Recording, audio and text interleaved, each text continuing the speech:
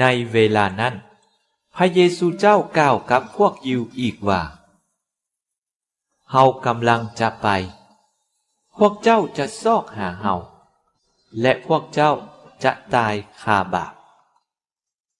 พวกเจ้าจะไปบ่อนเฮาไปนั้นบ่ได้พวกยิวจึงเว้ากันว่าเพิ่นจะฆ่าตัวเองตายบ่จึงเว้าว่าพวกเจ้าจะไปบ่อนเฮาไปนั้นบ่ได้พระเยซูเจ้ากล่าวว่าพวกเจ้าเป็นคนเบื้องลุม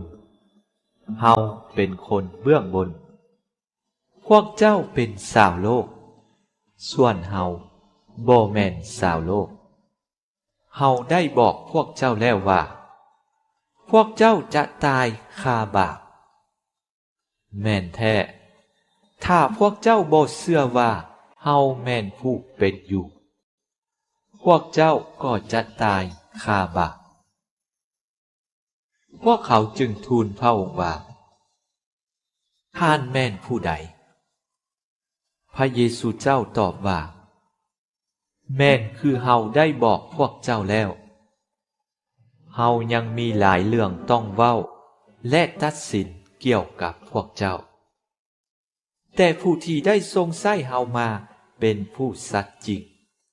และสิ่งที่เฮาได้รับจากพระองค์เฮาก็เอามาสั่งสอนอยู่ในโลกพวกเขาบ่เข้าใจว่าพระองค์กล่าวถึงพระบิดา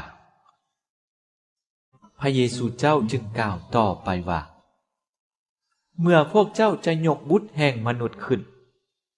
เวลานั่นแหละพวกเจ้าจะฮู้ว่า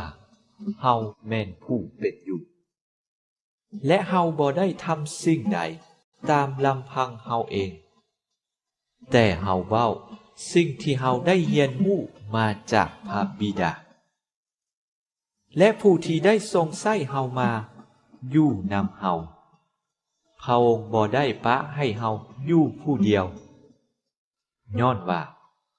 เฮาทำตามน้ำพระทัยของพระองค์เสมอเมื่อได้กล่าวดังนี้แล้วหลายคนได้เชื่อถึงพระองค์